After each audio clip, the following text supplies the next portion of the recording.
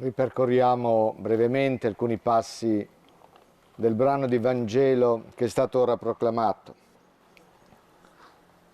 In quei giorni Maria si alzò e andò in fretta verso la regione montuosa in una città di Giuda. Quindi Maria, questa ragazza incinta, giovane, parte da Nazaret di Galilea e attraverso la regione montuosa della Samaria giunge in una non meglio precisata località della Giudea. Un viaggio lungo, un viaggio pieno di pericoli. Evidentemente in Maria il desiderio di manifestare a Elisabetta la pienezza di vita, la vita nuova che portava nel suo grembo, così come il desiderio di aiutare Elisabetta in un momento un po' faticoso della sua vita, questo desiderio fu evidentemente più forte della preoccupazione della sua sicurezza. Incontra Elisabetta e Elisabetta le dice: a che cosa devo che la madre del mio Signore venga da me? Questa espressione posta sulle labbra di Elisabetta richiama una espressione che il secondo libro di Samuele pone sulle labbra di Davide. Come potrà venire a me l'arca del Signore? L'arca era quel cofano in legno pregiato che custodiva le tavole della legge, le tavole dei comandamenti date a Mosè sul monte Sinai. E verso la fine del brano di Vangelo si dice: Maria rimase con lei circa 3 mesi, poi tornò a casa sua. E sempre nel secondo libro di Samuele si dice che l'arca restò nella casa di Oded-Edom per circa 3 mesi. Quindi evidentemente per l'Evangelista Luca, Maria è l'arca della nuova alleanza.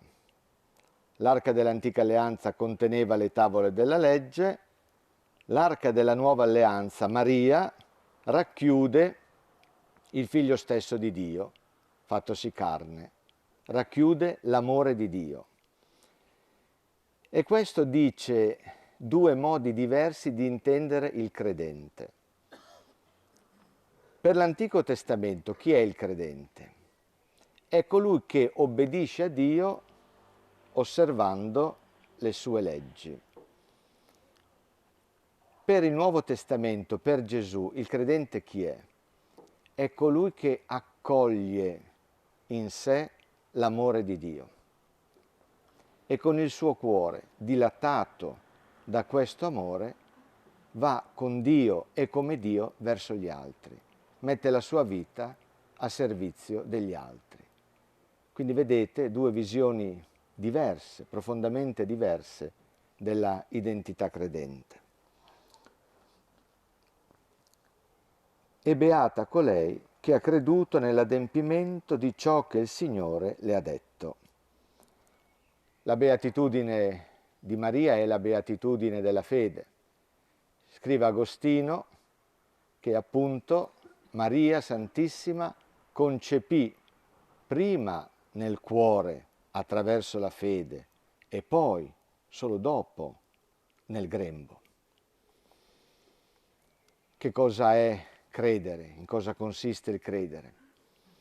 Beh, non consiste innanzitutto nell'aderire così,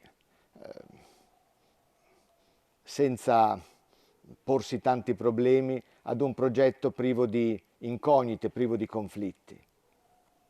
È così? No, non è così.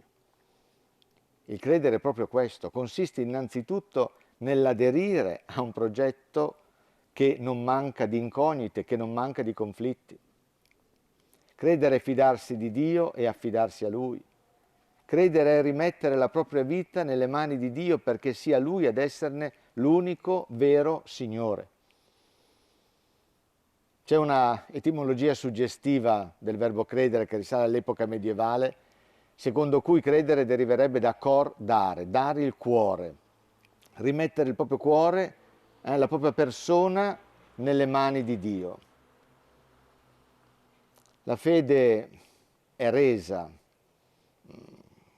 consegna, abbandono, non è possesso, garanzia, sicurezza. Credere non è fuggire il rischio, evitare lo scandalo, avanzare nel chiarore del giorno. Non è questo il credere. Si crede non nonostante il rischio e lo scandalo, ma proprio nel rischio, nello scandalo. Chi crede cammina nella notte, pellegrino verso la luce. La nostra conoscenza, fin tanto che siamo in questo mondo, è una conoscenza nella penombra della sera. La conoscenza nello splendore della visione è per il dopo, è per il dopo. E poi Maria disse, e inizia il Magnificat, questo inno di lode a Dio, che si rende presente nella storia e si rende presente sempre accanto ai poveri, agli oppressi, agli umili, agli umiliati. Prendo solo una frase del Magnificat, dove Maria dice: grandi cose ha fatto in me colui che è potente. Anche qui, che cosa è la fede? Ce lo dice Maria. Non è fare delle cose per Dio, è lasciare che Dio faccia delle cose per me. Grandi cose ha fatto in me colui che è potente. Quando si crede in un unico potente, allora tutti gli altri potenti perdono il trono. Credere in un unico Dio che governa la vita degli uomini significa sottrarre questo governo agli uomini che pretendono di dominare sulla vita dei propri simili. Che è un po' quello che sta accadendo, che è accaduto, che accadrà purtroppo, temo, nella vita del mondo, nella storia. Lo dovrebbero ricordare i potenti che giustamente temono il credente serio, che non piega la schiena davanti al potere. E i potenti dovrebbero ricordare quello che dice un salmo. Salmo 36, ho visto il superbo, prepotente, ergersi rigoglioso come il cedro, sono passato e più non c'era. Sono passato e più non c'era. Ecco, cari fratelli e sorelle, ancora una volta Maria Santissima si è mostrata in questa pagina di Vangelo maestra di fede autentica, dicendoci con la sua parole e con la sua vita in cosa consiste la fede.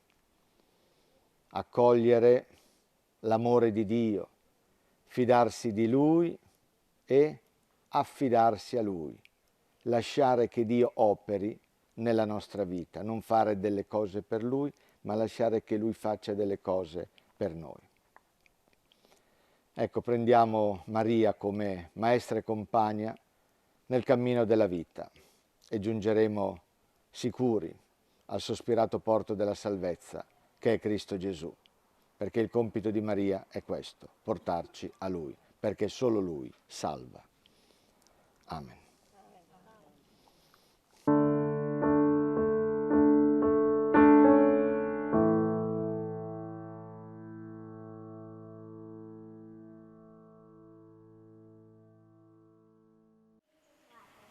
Cari fratelli e sorelle, come ben sapete stiamo vivendo in comunione con tutte le diocesi del mondo la prima fase del processo sinodale, iniziato il 16 ottobre dello scorso anno.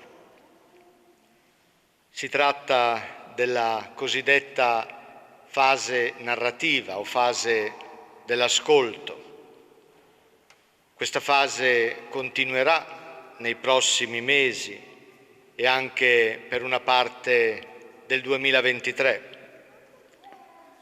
In verità si tratta di una fase che non avrà mai termine, per il semplice motivo che l'ascolto è elemento costitutivo della sinodalità, del camminare insieme, e la sinodalità, il camminare insieme, è dimensione costitutiva della vita della Chiesa. Questa sera vorrei narrare brevemente, affidandola al vostro benevole ascolto, l'esperienza che ho vissuto in questi mesi. Comincio col dire che ho partecipato a quasi tutti gli incontri dell'equipe sinodale diocesana, composta da Fabio, Marta, Martina, Nicoletta, Don Stefano. Non senza prima essermi chiesto se la mia presenza potesse condizionare le dinamiche dell'equipe, rendendole meno libere. Questa mia preoccupazione si è sciolta come neve al sole già alla prima riunione, dove è subito risultato evidente che i componenti non avevano alcun timore reverenziale nei confronti del Vescovo, Deo gratias. Forse questo è dipeso anche da come il Vescovo si è posto. Scusate questa piccola autoincensazione. La confidenza generata dalla frequentazione ha concorso a creare tra noi un clima improntato alla schiettezza, alla cordialità, alla stima, alla simpatia, all'amicizia. Gli incontri, o comunque i momenti di coelaborazione, sono stati numerosi e spesso giungevano al termine di una giornata faticosa, e ciò nonostante eravamo contenti di vederci. Contentezza che non è affatto cosa scontata e che quando accade è grazia da custodire con cura. Come equipe abbiamo incontrato persone che hanno abbandonato la pratica religiosa, appartenenti ad altre confessioni cristiane, persone omosessuali. Stupore, sofferenza per alcune posizioni del Magistero, dolore per alcuni comportamenti di ministri ordinati e fedeli laici, desiderio che il dialogo continui, speranza di concorrere a generare una Chiesa più inclusiva, una Chiesa che sia scuola di fraternità, una Chiesa più madre che maestra. Questi un po' in sintesi i ritorni dell'ascolto. Come singoli abbiamo poi incontrato i fedeli di vicariati e parrocchie, i membri di associazioni, gruppi e movimenti, coloro che negli anni passati hanno abbandonato l'esercizio del ministero presbiterale. E i ritorni sono stati in buona parte simili a quelli che ho poc'anzi descritto. Sento il bisogno di ringraziare Papa Francesco per averci spinto a intraprendere il processo sinodale e per il clima di libertà in cui questo processo si sta compiendo. Ringrazio poi i fratelli e le sorelle con cui abbiamo dialogato e dialogheremo. Li abbiamo ascoltati e li ascolteremo con grande simpatia, con assoluto rispetto e senza alcuna precomprensione, convinti che lo Spirito parla anche attraverso questa via e che se non percorriamo questa via, l'ascolto dello Spirito è monco. Non per niente questo dinamismo di ascolto reciproco ci ha arricchito, ci ha fatto crescere ed è solo l'inizio di un'esperienza entusiasmante che ritroviamo, per esempio, in quanto narrato dal passo degli Atti che è stato poc'anzi proclamato. L'intento dell'autore degli Atti è di far comprendere che il Vangelo è destinato a tutti, che il Signore cerca ogni uomo, ogni donna e che la Chiesa deve mettersi sulla strada di ogni uomo, di ogni donna, superando ogni barriera. Pietro, lo avete sentito, è costretto a rinunciare ai suoi pregiudizi e la Chiesa delle origini si aprirà in tal modo a tutti i popoli, mettendosi in gioco, rinunciando alle tante prescrizioni rituali, alimentari, relazionali che limitavano la sua esistenza, imparando a coltivare l'ascolto e a comprendere le diversità. Incontrare, ascoltare e discernere non sono parole d'ordine di Papa Francesco, ma dinamiche già presenti, ne avrebbe potuto essere diversamente, nella Chiesa delle origini e che Papa Francesco ha rilanciato con forza.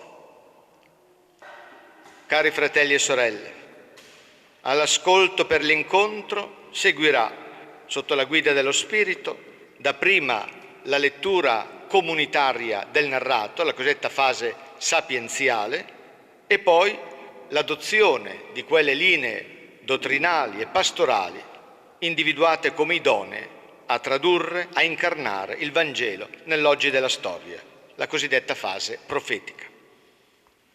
San Vincenzo di Lérins, vissuto nel V secolo e quindi non un teologo progressista del post-concilio, afferma che non si può conservare il deposito della fede senza farlo progredire. Anch'esso, dice San Vincenzo, come l'essere umano è chiamato ut annis consolidetur dilatetur tempore sublimetur aetate, a consolidarsi con gli anni, a svilupparsi col tempo, ad approfondirsi con l'età. E allora avanti, avanti con fiducia e coraggio, perché guidati dallo Spirito e dai successori degli Apostoli, a cominciare dal successore di Pietro. Avanti insieme, ci sia maestra e compagna, la discepola per eccellenza, Maria Santissima. Amen.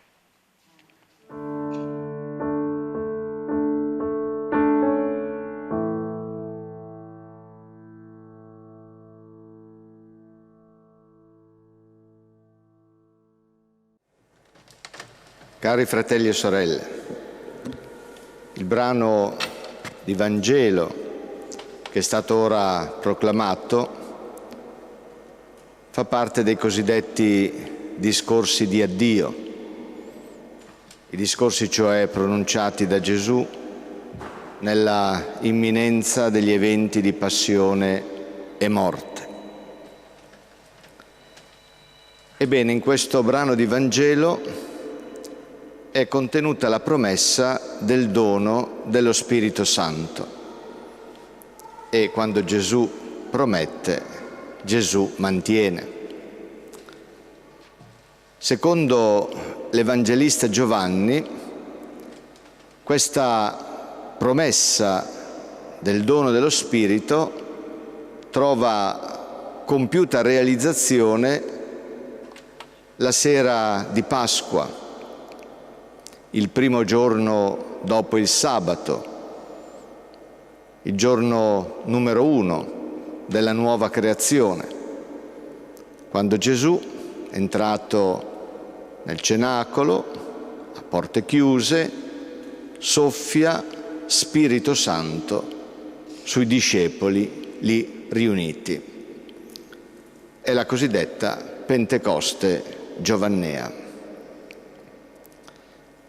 Secondo l'autore degli Atti, invece, la promessa del dono dello Spirito si compie in un altro momento, si compie in occasione della festa ebraica di Pentecoste. Pentecoste significa 50° giorno. Ebbene, gli ebrei 50 giorni dopo la loro Pasqua celebrano il memoriale del dono della legge, cioè del dono dei 10 comandamenti, dono fatto da Dio al suo popolo per il tramite di Mosè sul Monte Sinai. Questa coincidenza, Pentecoste ebraica, Pentecoste cristiana, veicola un messaggio. E il messaggio è che cambia l'identità del credente. Secondo l'Antico Testamento, il credente è colui che obbedisce a Dio osservando le sue leggi. Secondo Gesù, secondo il Nuovo Testamento, il credente è colui che assomiglia al Padre che è nei cieli, praticando un amore simile al suo. È evidentemente un cambio di identità del credente. Certo, Gesù sa bene che nessuno di noi, con le sole sue forze, è in grado di praticare un amore simile a quello del Padre che è nei cieli. Ma sa anche quanto Paolo afferma nella lettera ai Romani, al capitolo 5. L'amore di Dio è stato riversato nei nostri cuori per mezzo dello Spirito Santo che ci è stato dato. Dunque siamo abitati dalla stessa capacità di amare di Dio. Ma ci crediamo? Ma permettiamo a questa capacità di esprimersi oppure frapponiamo ostacoli temendo di perdere qualcosa? Vita vera, vita buona, vita bella, vita consistente è quella in cui ciascuno di noi realizza la sua identità e noi siamo esseri fatti per amare ed essere amati.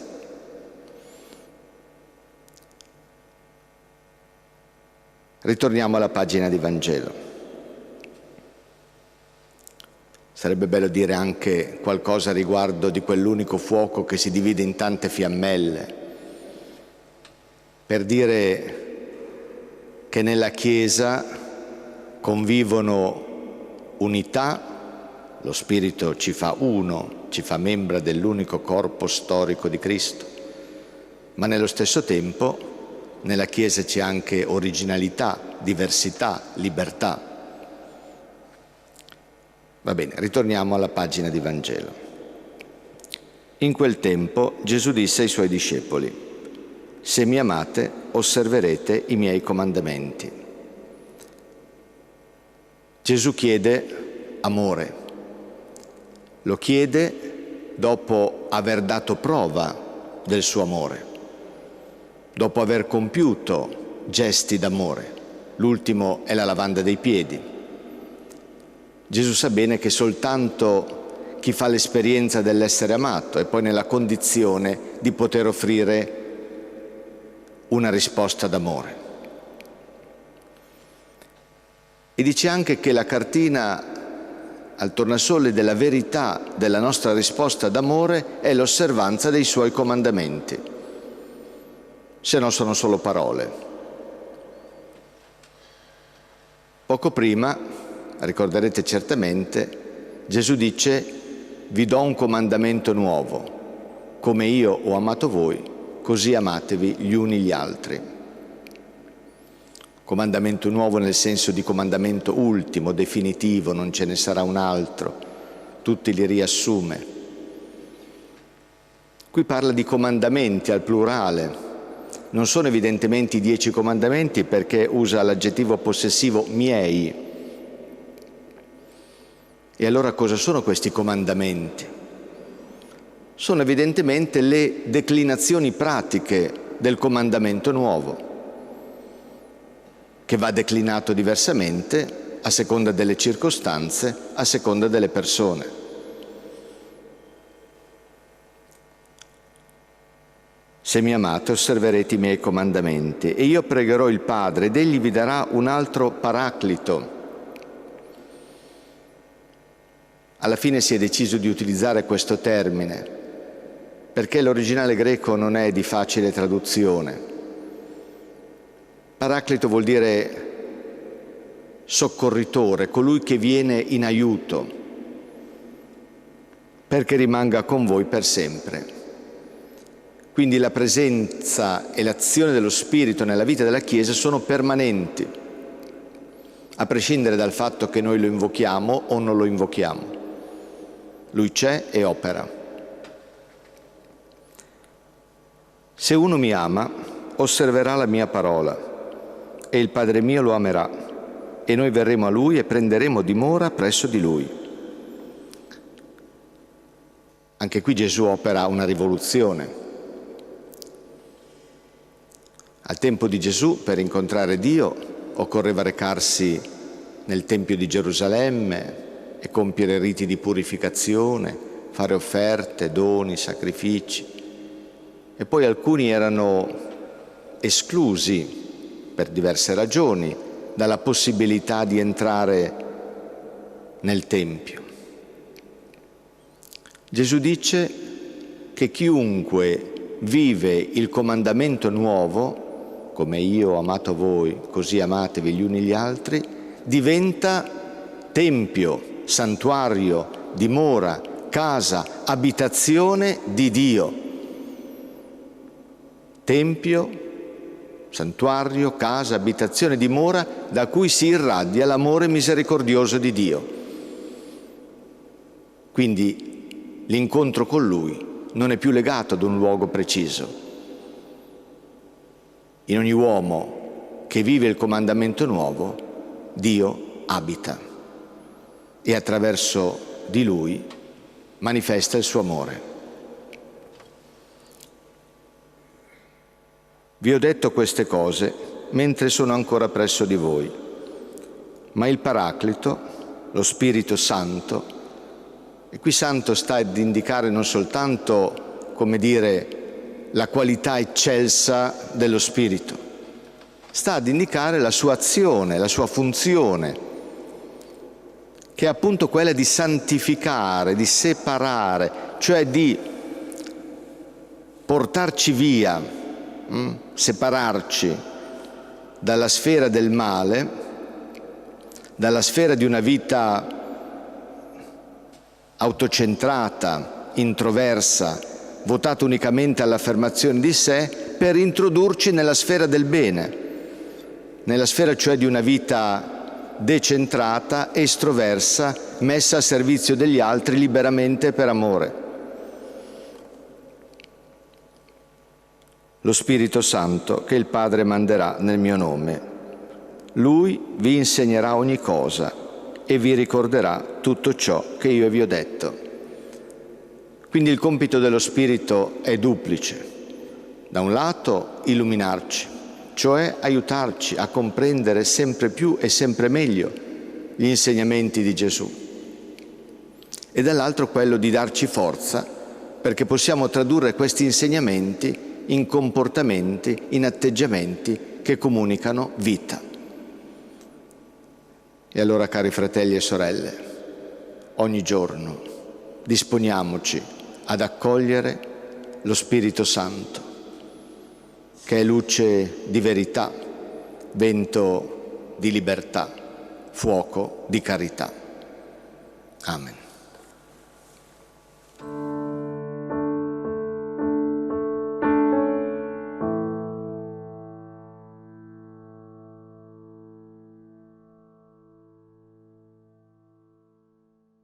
Abbiamo ascoltato ora le parole di Gesù: voi siete il sale della terra, voi siete la luce del mondo. Dovremmo ogni tanto domandarci qual è lo scopo del nostro esserci come cristiani. Lo scopo è proprio questo: essere sale della terra, luce del mondo, tenere accesa la luce quando il buio vuole fare da padrone, custodire il senso quando tutto intorno ci si dice non ha senso niente. Lo scopo del nostro esserci come cristiani è quello di cambiare le cose, innanzitutto in senso qualitativo, prima ancora che quantitativo.